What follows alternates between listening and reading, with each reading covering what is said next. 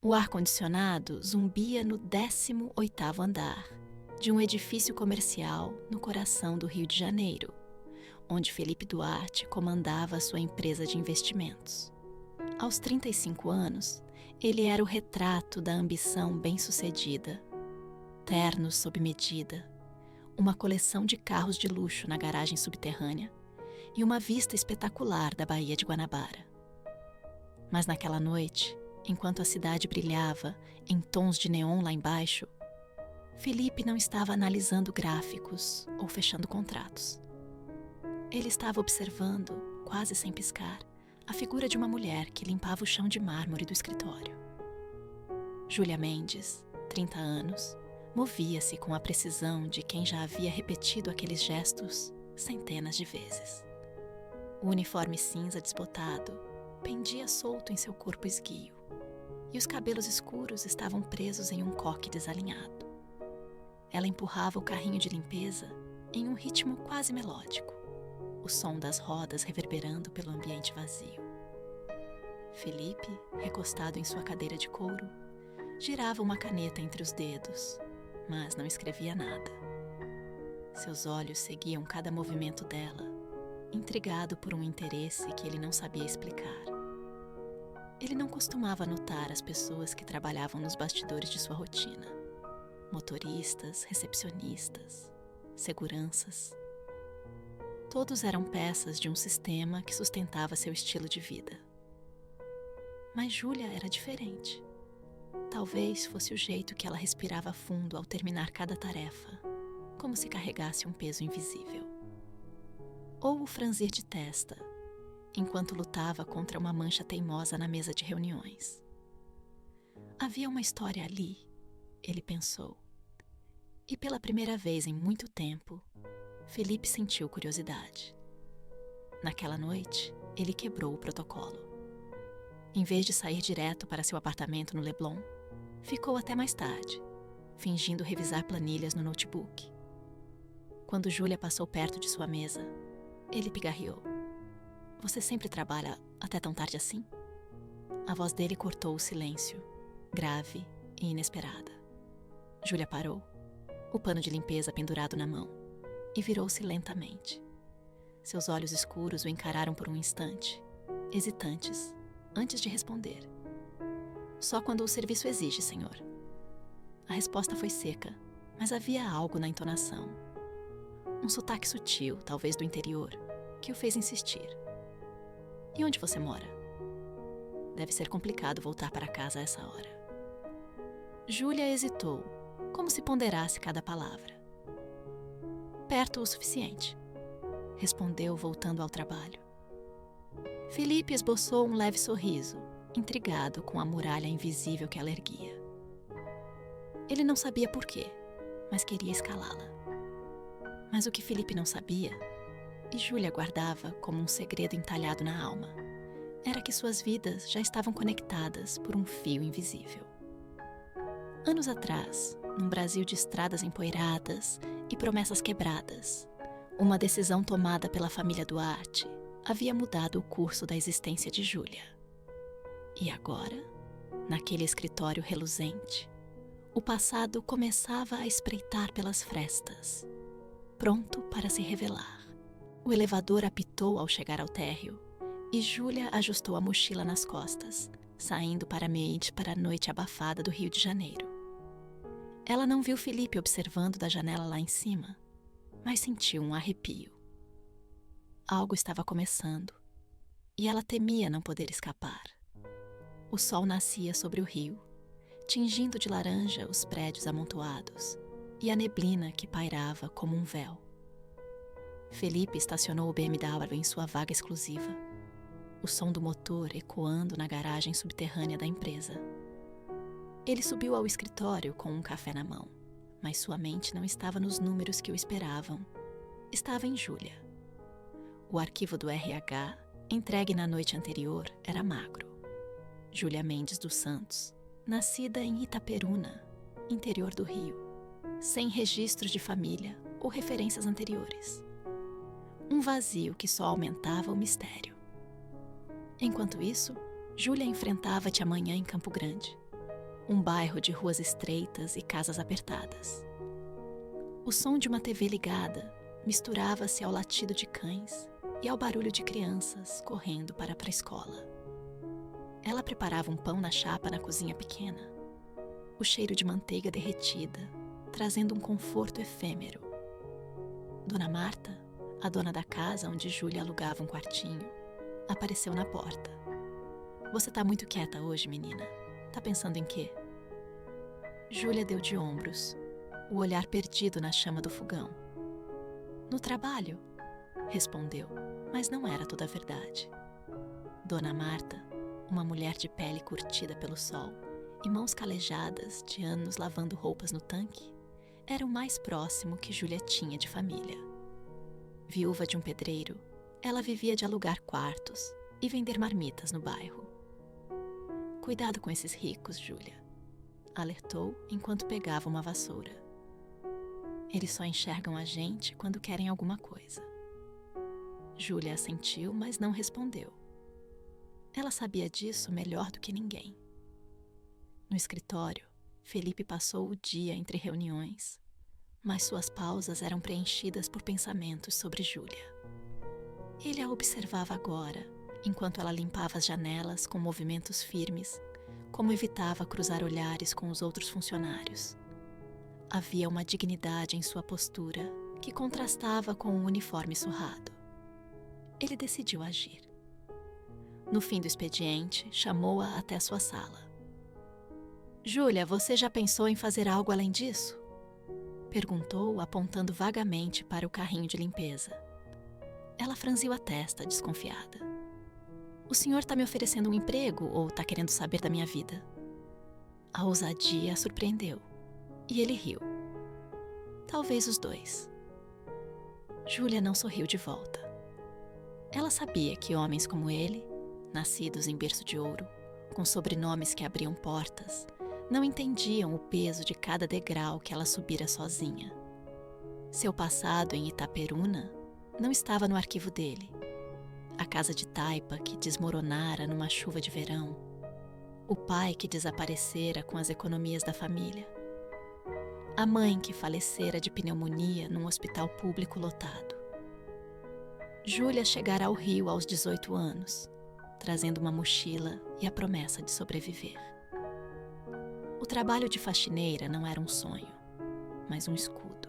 Felipe, por outro lado, crescera entre os muros altos de uma mansão no Leblon, onde o som das festas de debutantes abafava os gritos das empregadas nas cozinhas. Filho único de um magnata da construção civil, herdara a empresa após a morte do pai, e uma culpa que não admitia. Anos atrás, os negócios da família haviam desalojado dezenas de famílias no interior para construir condomínios de luxo. Ele nunca havia olhado para os rostos daqueles que perderam tudo, até agora. Enquanto isso, no térreo do prédio, o segurança Ricardo observava aquela interação de longe. Ex-policial militar, ele conhecia Júlia, desde que ela começara no emprego, 2 anos antes. Notava como ela mantinha todos à distância, mas também via o brilho nos olhos de Felipe. "Esse aí vai se queimar", murmurou para si mesmo, acendendo um cigarro na saída de serviço. Ricardo sabia mais do que dizia sobre Júlia, sobre o prédio, sobre os segredos que as paredes de vidro não revelavam. A cidade fervilhava ao redor deles. Um caldeirão de desigualdades e histórias cruzadas.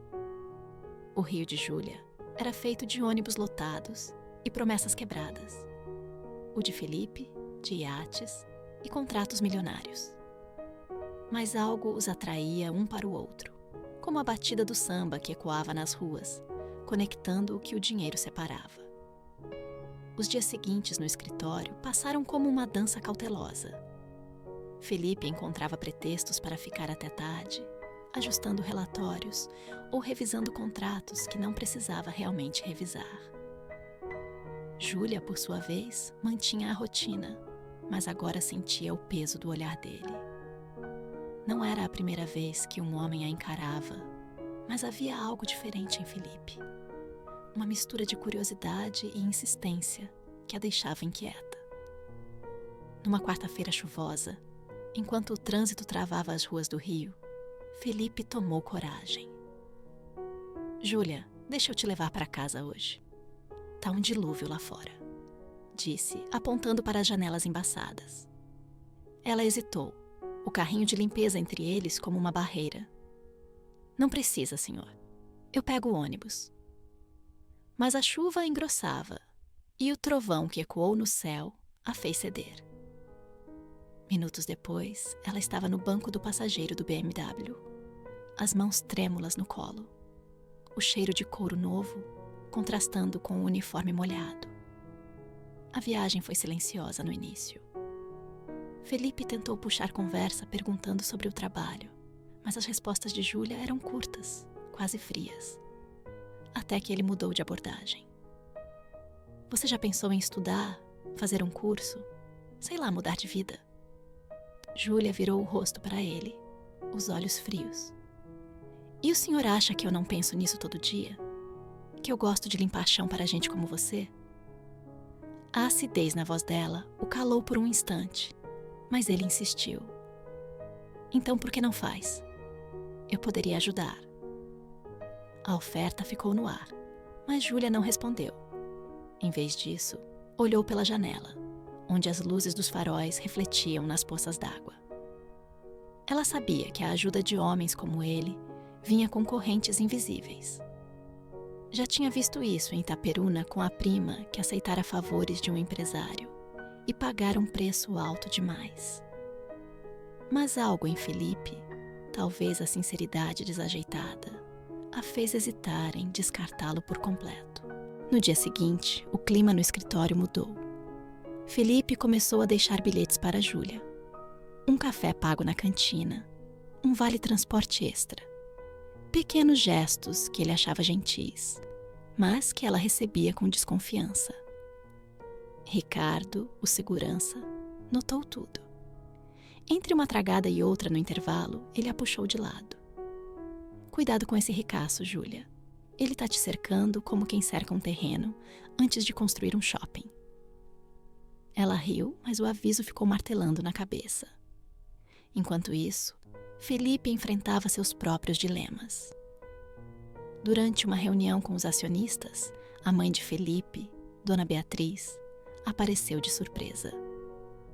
Viúva austera, com os cabelos grisalhos impecavelmente presos, ela ainda controlava as rédeas da família Duarte. Você tá disperso, Felipe? O que tá acontecendo?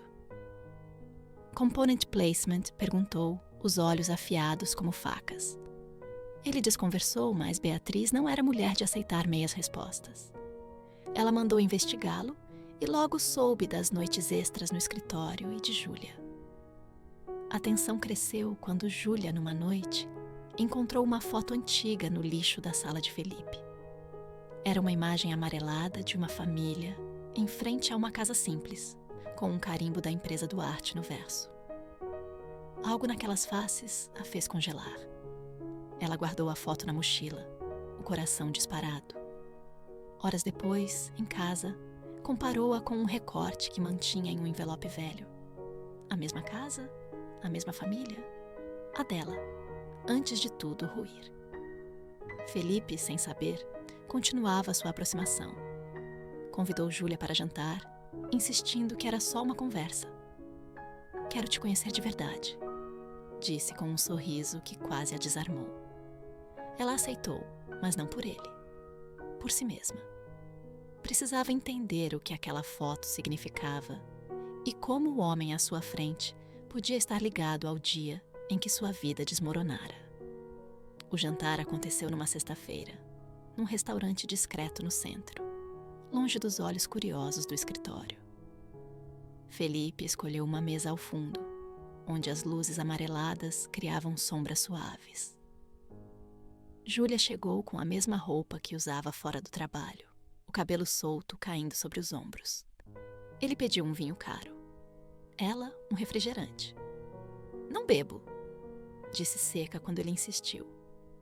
O contraste entre eles era palpável, mas a conversa fluiu hesitante no início. Até que Felipe perguntou sobre Itaperuna. Júlia ficou tensa, mas respondeu com vagueza. É só um lugar onde eu cresci. Não tem muito para contar. Ela mentiu, claro. Na mochila, a foto amarelada queimava como brasa. Enquanto Felipe falava sobre sua infância no Leblon, Júlia tentava montar o quebra-cabeça. A casa na imagem, o carimbo da empresa Duarte. Tudo apontava para um despejo que ela lembrava em fragmentos. Aos 12 anos, vira os tratores chegarem, o choro da mãe, o silêncio do pai antes de ele desaparecer. A família Duarte lucrara com aquilo. Mas será que Felipe sabia? Enquanto isso, uma subtrama se desenrolava em Campo Grande. Dona Marta, desconfiada das ausências de Júlia, começou a xeretar.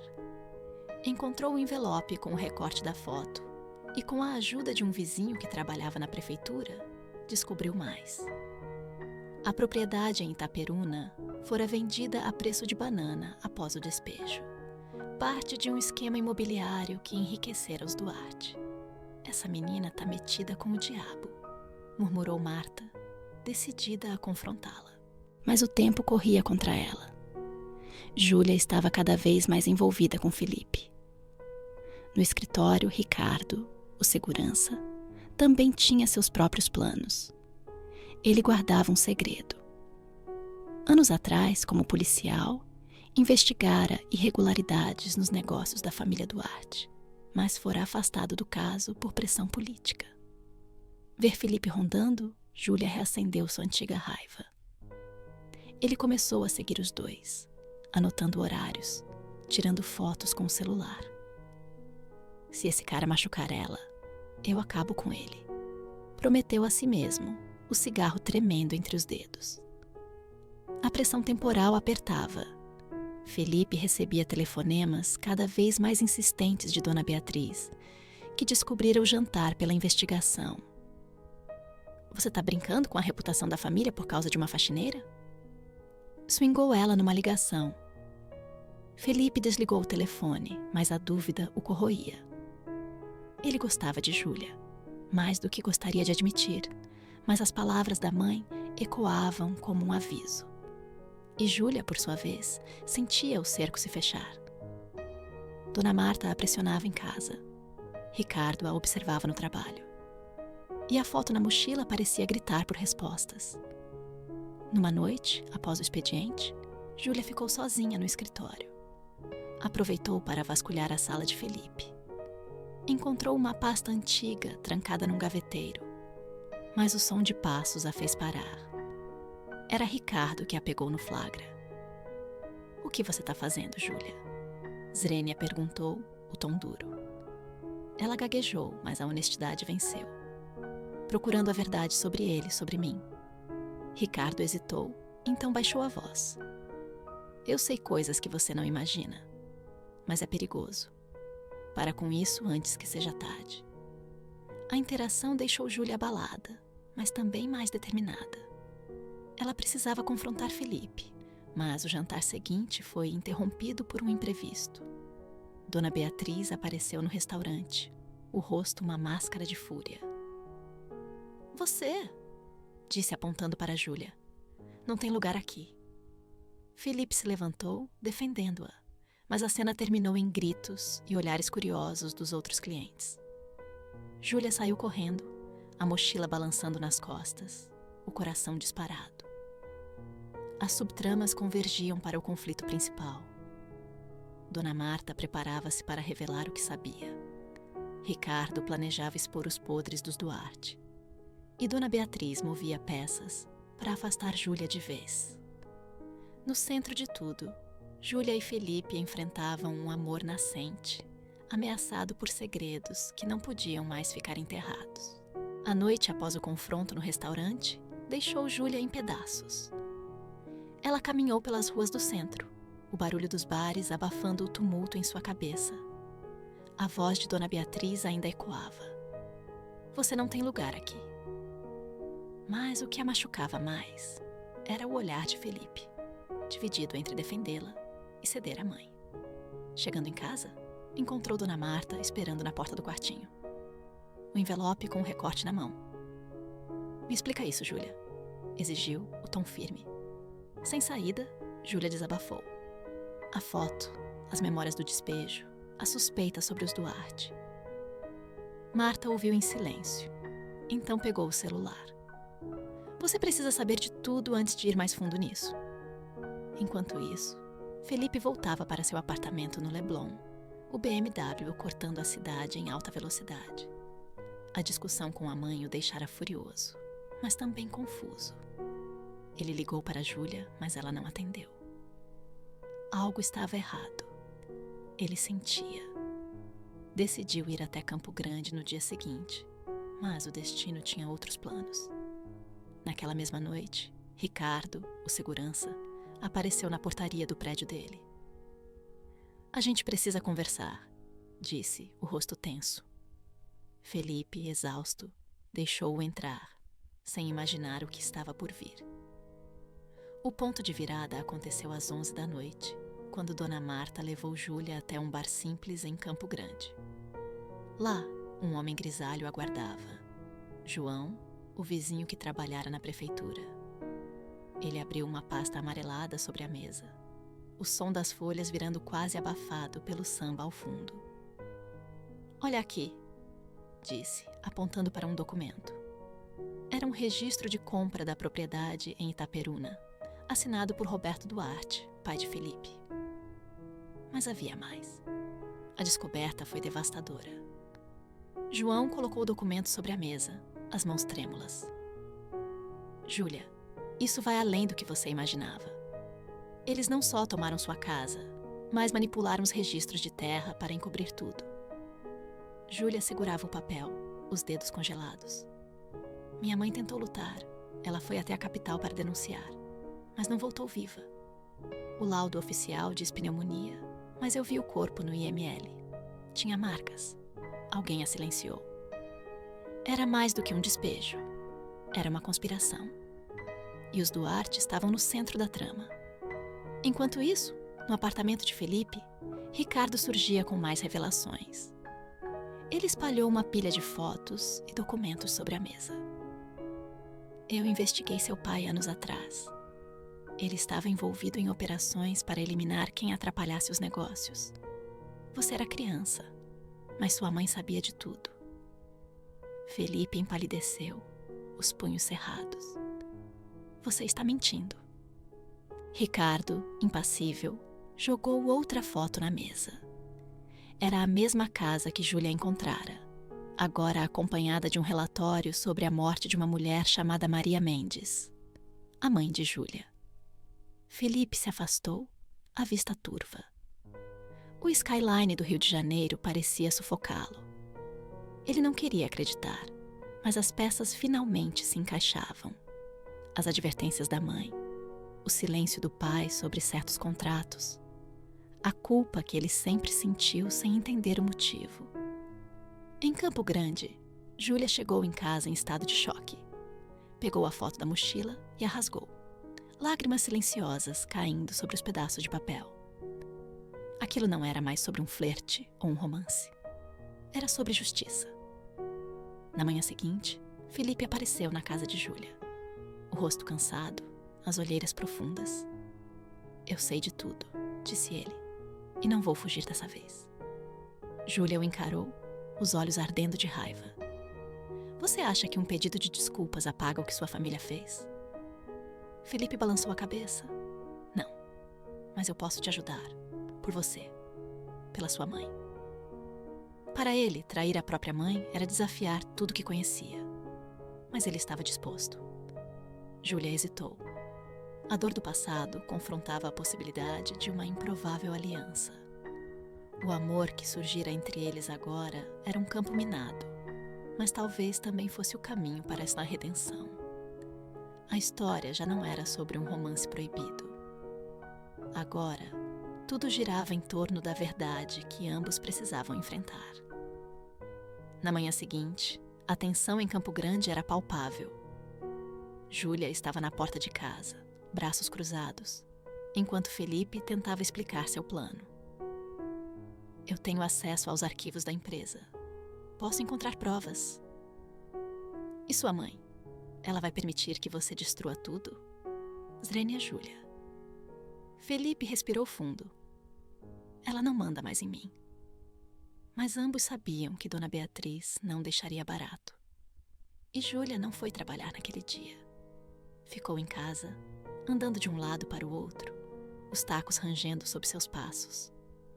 Dona Marta tentou consolá-la, mas Júlia apenas murmurou: eu não sei se ele está sendo sincero, ou se é só mais uma mentira.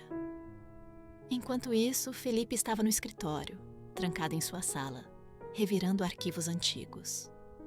Encontrou contratos assinados pelo pai, registros de propriedades e, numa gaveta escondida, um envelope lacrado. Ao abri-lo, encontrou comprovantes de pagamentos a intermediários, subornos. Os documentos revelavam o que sua mãe havia tentado esconder. O pai estava por trás da manipulação das terras, inclusive da propriedade da família de Júlia. Felipe ligou para Ricardo. Você ainda tem contatos na polícia? Preciso de ajuda para organizar essas provas. Ricardo, do lado de fora do prédio, tragou um cigarro antes de responder. Eu entro, mas se for para valer, sem meias verdades. Felipe concordou. O plano estava traçado: reunir provas, localizar sobreviventes do esquema e levar tudo ao Ministério Público. Mas o tempo corria contra eles. Dona Beatriz já suspeitava. Em Campo Grande, Júlia saiu de casa naquela noite. Foi até o ponto de ônibus onde sempre esperava após o expediente. O vento quente bagunçava seu cabelo. Pegou o celular e ligou para Felipe. Se você está falando sério, me encontre amanhã. Mas isso é pela minha mãe, não por você. A voz dela estava firme, mas cheia de dor. Felipe respirou aliviado. Ainda havia uma chance. No dia seguinte, Dona Beatriz invadiu o escritório de Felipe. Os papéis estavam espalhados sobre a mesa. Ela pegou um dos documentos e o leu. O que você está fazendo, Felipe? Corrigindo o que você e o papai esconderam. Ele disse, levantando-se. Beatriz riu, um som seco e cruel. Você acha que pode destruir nossa família por causa de uma empregadinha? Ela vai te usar e depois jogar fora. Felipe cerrou os punhos. Ela não é o problema. O problema somos nós. A briga terminou com Beatriz saindo furiosa, prometendo retaliar. Horas depois, Júlia chegou ao escritório, trazida por Ricardo. Viu os documentos espalhados pela mesa e pegou um deles. O nome da mãe, Maria Mendes, aparecia em um registro de óbitos suspeitos. Ela fechou os olhos, respirando fundo. Isso é suficiente? Zrenia perguntou a Felipe. É só o começo, respondeu ele. A dinâmica entre eles mudou irreversivelmente. Ricardo, agora aliado, fornecia contatos que ajudariam a reabrir o caso. Júlia e Felipe, apesar da tensão, formaram um pacto silencioso, justiça acima de tudo. Em casa, Dona Marta rezava para que Júlia não se perdesse no caminho da vingança. No Leblon, Dona Beatriz acionava advogados e pressionava contatos para manter o passado enterrado. Agora, a ponte entre Júlia e Felipe não era mais o romance. Era um campo de batalha. E cada passo dado em direção à verdade ameaçava ruir tudo o que conheciam. A tensão aumentava enquanto o plano ganhava forma. Ricardo apresentou Felipe a um promotor aposentado, um homem calejado pelos anos no sistema judicial. Papel não fala sozinho, ele disse, os olhos fixos nos documentos. Precisamos de testemunhas que sustentem essas provas. Júlia tomou a frente. Eu vou a Itaperuna. Alguém lá deve lembrar do que aconteceu. Felipe se ofereceu para ir junto, mas ela recusou. Isso é meu. Você fica e segura sua mãe. Pela primeira vez, ela o enfrentava com tanta firmeza. E ele cedeu, admirado. A viagem foi um marco para Júlia. Ela pegou um ônibus na rodoviária, o ronco do motor abafando seus pensamentos enquanto a paisagem mudava. Quando desceu em Itaperuna, O calor seco e o cheiro de cana queimando a atingiram como um soco. Ela caminhou até o bairro onde crescera, agora um condomínio de casas padronizadas. Mas encontrou seu Zé, um vizinho antigo, vendendo milho na esquina. Você é a filha da Maria, não é? Ele a reconheceu de imediato. Júlia assentiu e as lembranças de seu Zé vieram como um rio. Os tratores, as ameaças, os homens de terno queimando papéis. Ele relatou, os olhos úmidos. Júlia gravou tudo no celular, a voz firme, embora o coração estivesse em pedaços. Enquanto isso, no Rio, Felipe enfrentava sua própria batalha. Dona Beatriz descobriu seus movimentos e congelou suas contas. Você está jogando fora tudo o que construímos por uma mulher que nem te conhece, vociferou ela. Mas Felipe não recuou. Eu estou consertando o que vocês destruíram, retrucou, jogando uma mochila sobre os ombros e saindo da mansão dos Jardins. Ele alugou um apartamento modesto na Lapa, um corte definitivo com o luxo que sempre conheceu. Júlia voltou do interior com 3 testemunhas dispostas a depor, seu Zé e 2 mulheres que também haviam perdido suas casas. No pequeno apartamento de Felipe, os 2 organizaram os depoimentos, cercados por papéis, xícaras de café frio e olhares cúmplices. Carlos também estava comprometido. Ele apresentou um policial amigo, que abriu um inquérito sigiloso, mas deixou claro: vocês precisam de mais provas, e rápido. Júlia decidiu estudar à noite, usando um curso online pago por Felipe. Eu não quero mais ser só a faxineira, disse ela, os olhos ardendo de determinação enquanto digitava no notebook. Felipe sorriu, admirado pela força dela. Felipe também mudava. Vendeu o Porsche e começou a andar de metrô. Agora vejo o Rio com outros olhos, confessou a Júlia, enquanto a ajudava a carregar caixas de provas até o fórum. Você já pensou em desistir? Ela perguntou enquanto esperavam na fila. Felipe balançou a cabeça. Não desde que te conheci. Naquele momento, ambos estavam em transformação.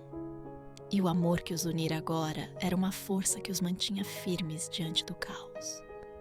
Mas Dona Beatriz não estava disposta a perder. Ela tentou um último golpe, subornando um funcionário para roubar os originais dos documentos. Carlos, atento, o pegou no flagra e registrou tudo com as câmeras de segurança. Felipe confrontou a mãe no escritório. Acabou, mãe. Se você continuar, eu entrego tudo, até o que te incrimina. Pela primeira vez, ele a viu desmoronar. Dona Beatriz baixou os olhos, derrotada. Enquanto isso, Júlia enfrentava o passado ao visitar o túmulo da mãe. Colocou flores e sussurrou: eu vou fazer eles pagarem, mãe. Não era mais só raiva, era propósito. Ela voltou ao Rio com uma força renovada, e Felipe a encontrou na saída do curso. Pela primeira vez, eles se abraçaram. Não era um abraço de paixão, mas de cumplicidade. Estavam mais fortes, mais unidos e prontos para o desfecho. A cidade parecia sentir a tempestade que se aproximava. O trânsito nas ruas estreitas da Lapa estava mais caótico. O ar abafado parecia anunciar o embate final. Dona Rosa encontrou seu momento de redenção naquela noite. Ela chamou Júlia para a cozinha, o cheiro de feijão cozinhando no fogão. Eu sei que você quer justiça, mas não se perca nisso, disse, entregando um terço de madeira. Sua mãe ia querer você viva, não só vingada. Júlia segurou o terço, os olhos baixos. Eu prometo que vou cuidar de mim. E as duas se abraçaram. Agora Rosa era uma aliada, não uma voz de cautela. Carlos também selou seu compromisso. Ele chamou Felipe até a guarita. Entrei nisso por raiva do seu pai, mas agora é por ela, disse, apontando para Júlia. Se você vacilar, eu acabo com você. Felipe assentiu. Sabia que Carlos estava falando sério. Dona Beatriz, por sua vez, se trancou na mansão. Telefonou para advogados, políticos, qualquer um que pudesse impedir a investigação. Mas agora o caso ganhava força. Ela tentou subornar Júlia. Um homem apareceu na casa de Dona Rosa com um envelope cheio de dinheiro. "Pegue isso e desapareça", disse ele. Júlia rasgou o envelope em pedaços. "Diga a ela que eu não vendo a memória da minha mãe." A mensagem chegou clara a Dona Beatriz. O jogo estava quase perdido. Felipe recebeu uma ligação do advogado. O Ministério Público marcou a audiência preliminar para daqui a 2 dias. Se as provas forem aceitas, o processo segue em frente. Júlia ouviu a notícia, os olhos fixos no computador. Ela terminara o primeiro módulo do curso online e agora usava o que aprendia para organizar os depoimentos. "Precisamos de uma testemunha forte", disse, virando-se para Felipe. Ele concordou. "Vou falar com um ex-funcionário da empresa. Ele sabe mais do que qualquer um." O encontro aconteceu num bar na Lapa. Paulo, o ex-funcionário, estava hesitante, o copo de cerveja tremendo nas mãos. "Eu vi coisas, mas eles me ameaçaram." Felipe prometeu proteção. Júlia falou com uma intensidade que o desarmou. "Minha mãe morreu por causa deles. Me ajude a acabar com isso." Paulo respirou fundo e assentiu. "Estou dentro." Era a peça final que faltava para o julgamento. Agora a guerra estava prestes a começar. Na véspera da audiência, Júlia e Felipe se encontraram na Cinelândia, o coração pulsante do Rio. O som das buzinas, pregadores de rua e ambulantes criavam um cenário caótico, mas para eles, o mundo parecia suspenso. "Você está pronto?" Zrenia perguntou ela, o vento bagunçando seu cabelo. Ele segurou a mão dela por um instante. Não havia espaço para hesitações. O momento era agora, e eles estavam preparados. As peças estavam no lugar, os aliados comprometidos e o palco montado para o confronto final. Dona Beatriz ainda tramava um último golpe, mas Júlia e Felipe tinham o que ela nunca poderia comprar: provas incontestáveis e a coragem de enfrentar a verdade. O desfecho estava próximo, e o Rio de Janeiro parecia segurar o fôlego. O dia da audiência amanheceu cinzento, com nuvens pesadas cobrindo o fórum central. Júlia acordou cedo, o terço de Dona Marta no bolso, o coração batendo forte. Felipe a encontrou na entrada, o terno trocado por uma camisa simples, os olhos firmes. Ricardo, Paulo e as testemunhas de Itaperuna já estavam lá, um grupo improvável unido pela busca por justiça. O promotor, um homem de fala rápida e postura austera, revisou os documentos mais uma vez. "Se tudo der certo, os Duarte caem hoje", disse, fechando a pasta com um estalo seco. Dentro da sala de audiência, o clima era tenso. Dona Beatriz chegou escoltada por 2 advogados renomados, o rosto inexpressivo. Sentou-se do lado oposto do corredor, sem sequer olhar para Felipe. Júlia, ao lado dele, segurava os depoimentos. Seus dedos estavam firmes, embora seu coração estivesse em um turbilhão. O juiz entrou e o silêncio caiu. O promotor iniciou apresentando as provas: documentos falsificados, recibos de subornos, o laudo de óbito de Maria Mendes com anotações adulteradas. As testemunhas foram chamadas uma a uma. Seu Zé falou com a voz embargada. As mulheres de Itaperuna contaram suas histórias entre lágrimas contidas. Paulo revelou detalhes sobre as ordens que recebera diretamente de Roberto Duarte. Felipe ouviu tudo, o peso do sobrenome queimando em sua pele. Quando o promotor chamou Júlia, ela se levantou. "Minha mãe morreu por causa deles. Não foi só pneumonia, foi silenciada." Entregou a foto rasgada, colada com fita adesiva, e o relatório que Ricardo encontrara. O juiz examinou em silêncio. Foi então que a reviravolta veio. Um dos advogados de Beatriz pediu a palavra. Temos uma testemunha que desmente essas acusações, anunciou. Um homem entrou na sala, magro, de olhar desconfiado. Era o ex-médico do posto de saúde em Itaperuna. Sob juramento, ele declarou que Maria Mendes falecera de causas naturais e que os Duarte nunca o pressionaram a alterar o laudo. O promotor protestou, mas o juiz pediu calma. Júlia sentiu o chão sumir sob os pés. Antes que o juiz pudesse decidir, Felipe reagiu. Pegou o pendrive que Ricardo havia lhe dado e entregou ao promotor. Ouça isso antes de tomar sua decisão, disse, a voz cortante. A gravação era clara. Roberto Duarte ordenando ao médico falsificar o laudo, enquanto Beatriz concordava ao fundo. A sala explodiu em murmúrios. Beatriz empalideceu. O advogado do médico tentou intervir, mas já era tarde. O juiz pediu silêncio. Isso muda tudo, declarou o juiz. O promotor, aproveitando o momento, solicitou a prisão preventiva de Beatriz por obstrução de justiça e cumplicidade. Ana segurou a mão de Felipe sob a mesa. O alívio misturado à exaustão. Beatriz foi algemada ali mesmo, os gritos ecoando enquanto era levada. Você me traiu, Felipe! Zrênia berrou, mas ele não respondeu. Apenas olhou para Júlia, que enxugava uma lágrima discreta. O juiz determinou a abertura do processo formal contra os Duarte e a reabertura do caso da morte de Maria como homicídio. A vitória era deles. Fora do fórum, a chuva começou a cair. Júlia saiu primeiro, respirando fundo, deixando que a água lavasse a tensão acumulada. Felipe a alcançou na escadaria. A gente conseguiu, disse ela, a voz baixa. Felipe sorriu, a expressão leve, quase serena. Eu não sou mais quem eu era, confessou. Júlia sorriu de volta. Nem eu. Os meses seguintes trouxeram um silêncio quase surreal ao Rio de Janeiro. O processo contra os Duarte avançou rapidamente.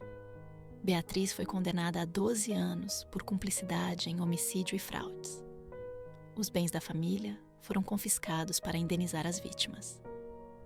A empresa, agora sob nova direção, passou a financiar projetos sociais no interior, um símbolo de mudança. Felipe abriu mão de tudo, trocando o império herdado por uma vida mais simples. Pela primeira vez, sentia-se livre. Júlia usou a indenização para algo maior. Comprou uma casa simples em Campo Grande, perto de Dona Marta, mas investiu o resto em uma associação para ajudar famílias desalojadas. Com o curso concluído, tornou-se assistente jurídica, o uniforme de faxineira guardado como um lembrete do passado. Um dia, visitou o túmulo da mãe com flores frescas e um sorriso tranquilo. Consegui, mãe, e vou continuar lutando. Felipe mudou-se para um apartamento modesto na Tijuca, vivendo de consultorias. A relação com Júlia floresceu lentamente. Aos sábados encontravam-se na Cinelândia, tomando café em copos descartáveis e rindo de coisas simples. O amor que nascera em meio ao caos agora era calmo, construído sobre confiança e verdade. Você já pensou em casar? Zrênia perguntou ele uma vez, meio brincando. Júlia riu, mas não disse não. O futuro estava aberto. Carlos voltou à polícia, promovido por sua coragem. Antes de ir, deixou um bilhete para Júlia. Você me fez acreditar de novo. Obrigado. Dona Marta, orgulhosa, pendurou uma foto de Júlia na parede da cozinha, ao lado do marido falecido. Minha menina virou mulher de verdade, dizia a todos. Seu Zé voltou a plantar milho em Itaperuna, mandando cartas para Júlia, contando sobre a colheita. A terra finalmente era dele novamente. 2 anos depois, Júlia e Felipe assistiam ao pôr do sol numa casa simples em Itaperuna. No dedo dela, um anel simples, um compromisso selado, meses antes em uma cerimônia discreta. Ao lado, Uma placa indicava a sede da associação que Júlia liderava, agora ajudando dezenas de famílias. Felipe, descalço e de camiseta, carregava mudas para o quintal. Acha que sua mãe aprovaria? Zrenia perguntou sorrindo. Júlia olhou para o horizonte, o vento balançando as árvores. Ela aprovaria a gente. E assim o futuro se abriu como o céu ao entardecer. Eles tinham enfrentado o passado, sobrevivido às tempestades e, agora, estavam prontos para recomeçar, juntos.